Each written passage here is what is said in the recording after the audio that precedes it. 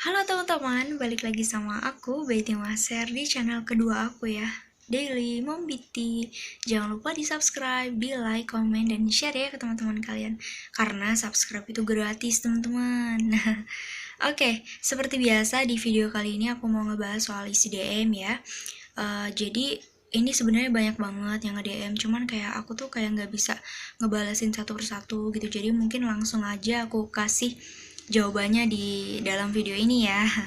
Ini video tanpa aku edit, jadi kalau ada suara-suara ataupun kayak apa gitu ya udahlah ya, nikmatin aja. Oke, teman-teman, ada suara. Oke, teman-teman, jadi ini aku sekedar ngasih tahu aja bahwasanya isi DM aku itu banyak banget yang kayak terutama suami ya, yang kayak dia itu ngeluh soal servis pelayanan istrinya gitu. Kalau aku nangkep di sini ya, dari rata-rata semua cerita itu kayak dia itu kayak nggak bersyukur atas apa yang dipunya sama istrinya dia. Kenapa aku bilang kayak gini? Ya karena dia hanya mementingkan egoisnya dia aja gitu. Jadi kayak tanpa melihat dari sudut pandang istri, sudut pandang perempuan terutama. Dia bilang lah katanya yang istri nggak mau ngelayanin, terus males diajak, nggak mau diajak ronde kedua tiga, nggak mau, terus apa ya, nggak menarik lagi, dan parahnya dia tuh pengen selingkuh. Oh my god gitu. Kalau aku sendiri ya melihatnya dari sudut pandang perempuan, itu perempuan juga punya hak, perempuan juga punya sesuatu hal yang ngebuat dia itu males untuk berhubungan gitu teman-teman.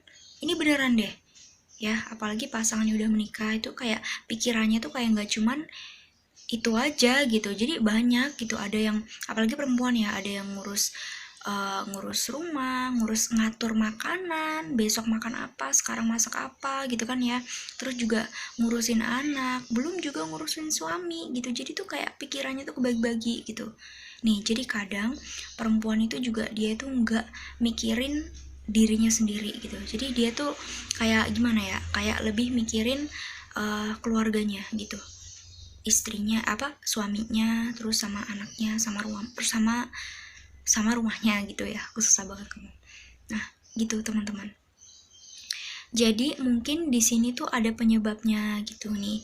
Biasanya yang paling sering terjadi ya, ini juga kayak aku tuh kayak dapat informasi dari teman-teman aku juga yang cewek gitu ya. Kadang emak-emak juga, kadang kalau misalnya ngerumpi gitu kan ya. Kadang tuh masalahnya tuh ada juga terletak sama suami. Seperti apa? Misalnya kayak uang bulanan yang kurang. Nah, ini penting banget gitu.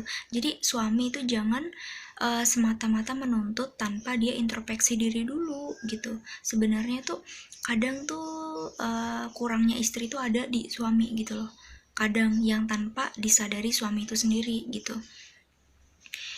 Jadi itu ya teman-teman gitu. Jadi menurut aku perlu di apa ya, perlu di introspeksi dulu gitu loh, salahnya aku tuh di mana gitu, apa gara-gara aku gitu. Sebenarnya suami tuh kayak gitu.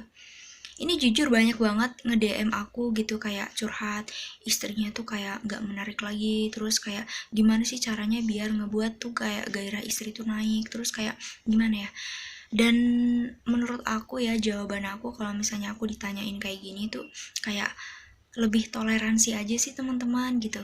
Jadi kayak kan nggak cuman hari ini aja ya, jadi kayak besok tuh ada, besok lusa tuh ada gitu. Jadi kayak mungkin kalau seandainya suara mungkin kalau seandainya hari ini pasangan kamu tuh kayak diajakin nggak mau, mungkin dia lagi capek, besoknya lah coba gitu kan. Jadi pastinya kalau aku rasa ya, nggak mungkin setiap kali diajak, misalnya kayak seminggu tuh diajakin nggak mau terus, itu kayak nggak mungkin lah ya. Karena cewek itu juga sejatinya butuh kebutuhan itu juga gitu, butuh enak-enak juga gitu, butuh sakne juga gitu loh. Jadi kayak butuh sesuatu hal yang menggairahkan juga gitu. Jadi kayak mustahil lah ya, karena ya memang hubungan kayak gitu ya, hubungan gitu-gitu itu memang kebutuhan bagi pasangan yang udah nikah. Jadi mustahil lah kalau nggak mau terus.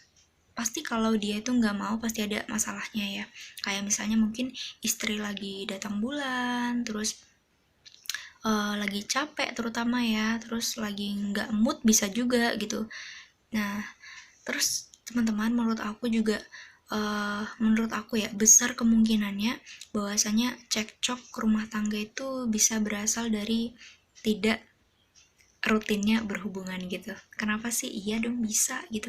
Karena kalau misalnya kita marahan ya, karena kalau misalnya pasangan suami istri itu kayak marah-marahan, selesainya tuh nanti tuh pasti diranjang gitu.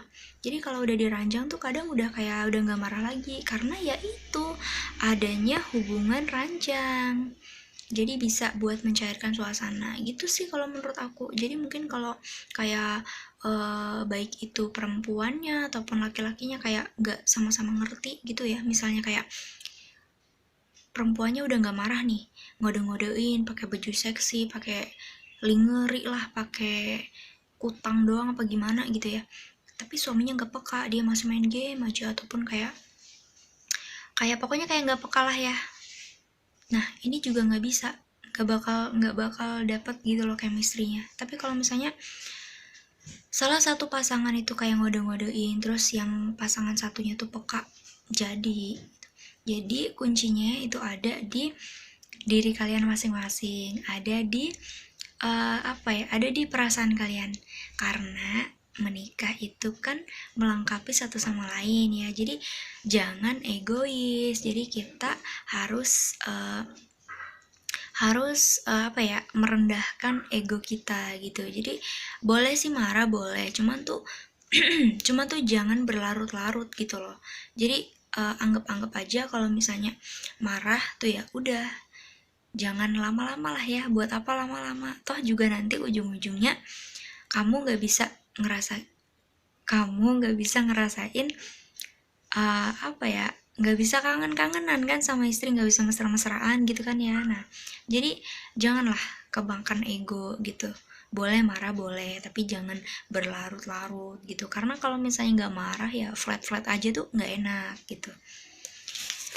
Ini jujur aku tuh kayak ngerasa gimana gitu ya kalau misalnya ada laki-laki terutama yang udah jadi suami gitu ya, itu kayak curhat masalah istrinya gitu. Karena ya gimana gitu ya, sebenarnya tuh kalau masalah kayak gitu tuh diselesain sendiri dulu gitu, disaringin dulu gitu.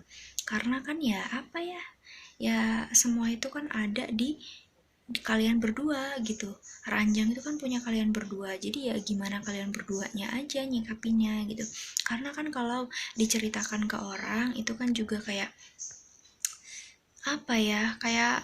kayaknya nggak etis lah ya. Nah jadi gitu teman-teman, karena kadang tuh gimana ya, jadi kesannya tuh kayak kita nggak bersyukur gitu lah.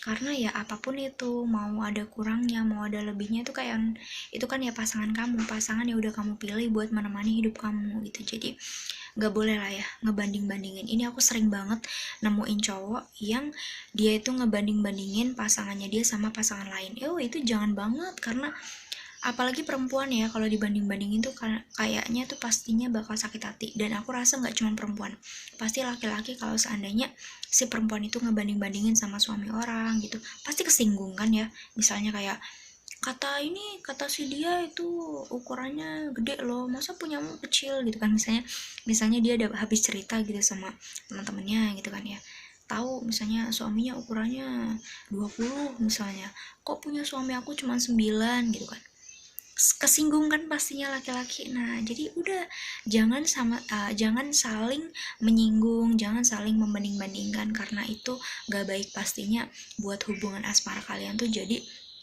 gak harmonis ya teman-teman. Oke, itu aja video dari aku, semoga bisa menginspirasi kalian ya. Semoga kalau ada baiknya itu diambil, kalau ada buruknya ya udah tinggalin aja. Oke teman-teman, sampai ketemu di video aku selanjutnya.